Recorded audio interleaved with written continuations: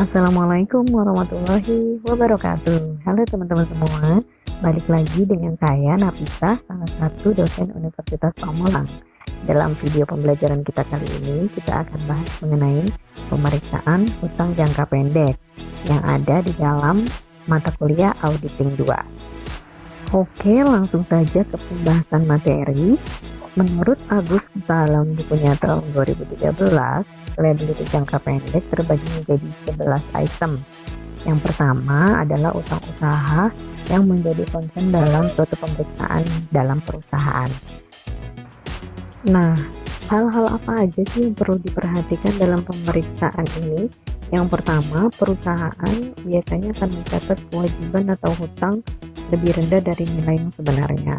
Untuk apa sih perusahaan melakukan itu? Biasanya agar labanya akan mencapai yang setinggi-tingginya. Lalu auditor bisa menemukan hal demikian. Bagaimana caranya? Biasanya auditor akan memeriksa transaksi-transaksi yang ada sesudah tanggal laporan posisi keuangan atau neraca. Lalu yang kedua, auditor harus bisa membedakan account payable dengan accrued expense. Nah, untuk account payable, biasanya auditor bisa memeriksa dari bukti-buktinya seperti invoice, purchase requisition, purchase order, atau receiving report.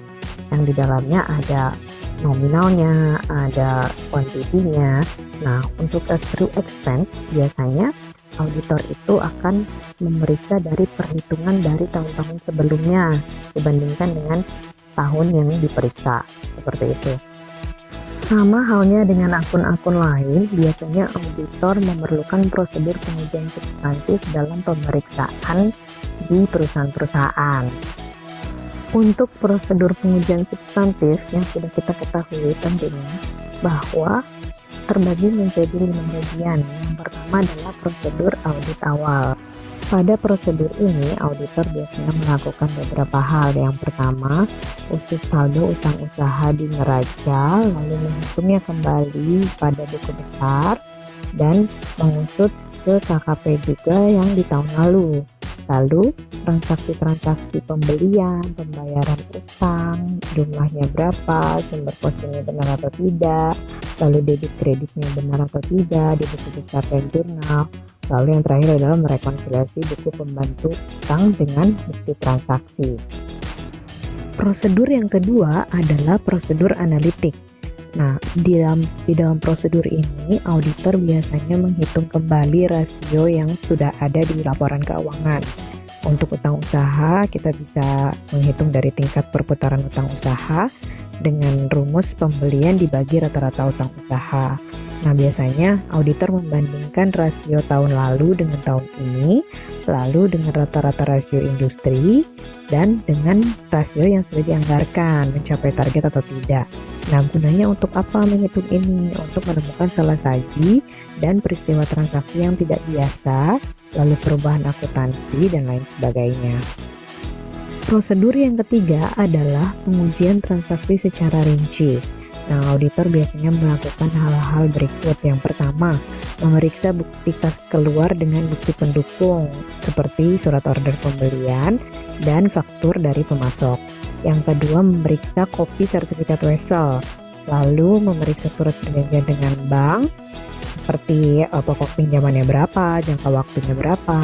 Dan yang keempat, memeriksa penerimaan kas dari kredit yang diperoleh, serta cek kartu utangnya. Lalu periksa adanya utang usaha yang tidak dicatat, yaitu dengan memeriksa bukti kas keluar, persediaan, perpajakan, serta review anggaran modal. Dan yang terakhir adalah melakukan verifikasi visa batas.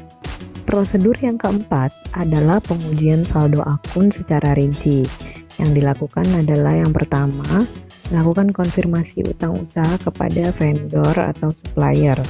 Nah, yang kedua adalah periksa dokumen pendukung transaksi-transaksi yang ada. Yang ketiga, pembayaran utang usaha setelah tanggal neraca harus kita periksa.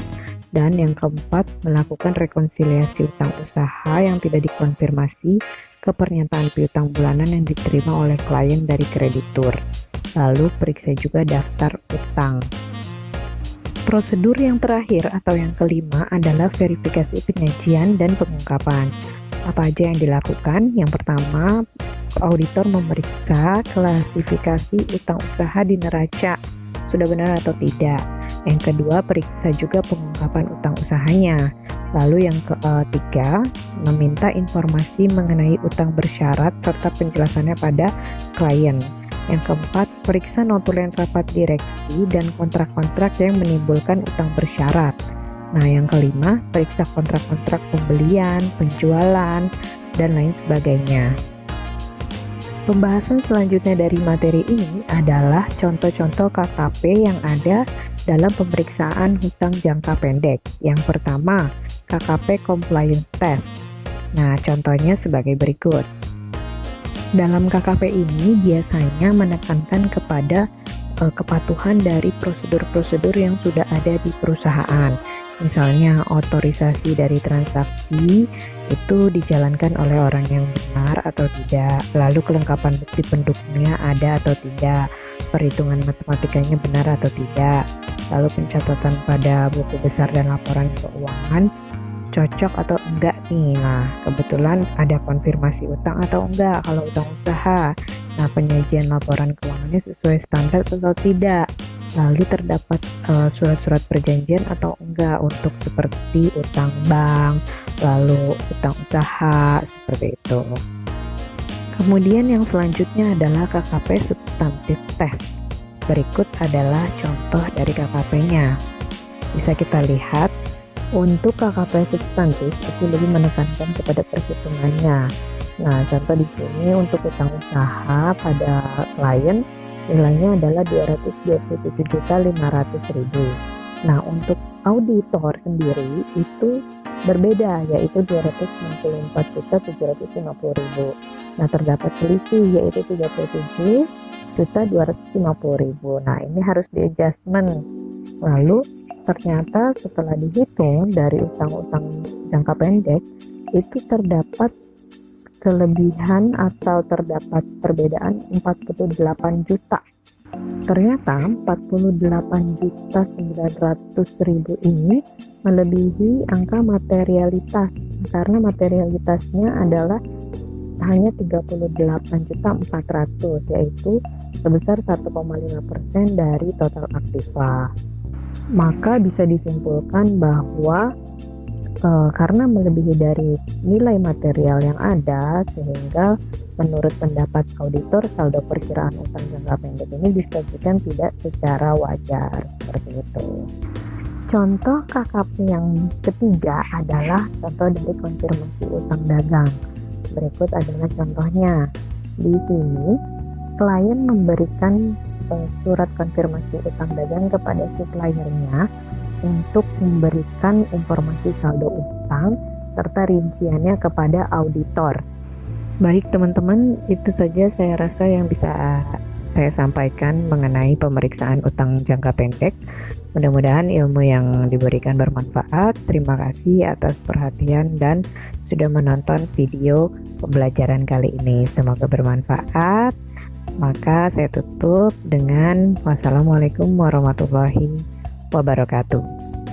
Sampai jumpa.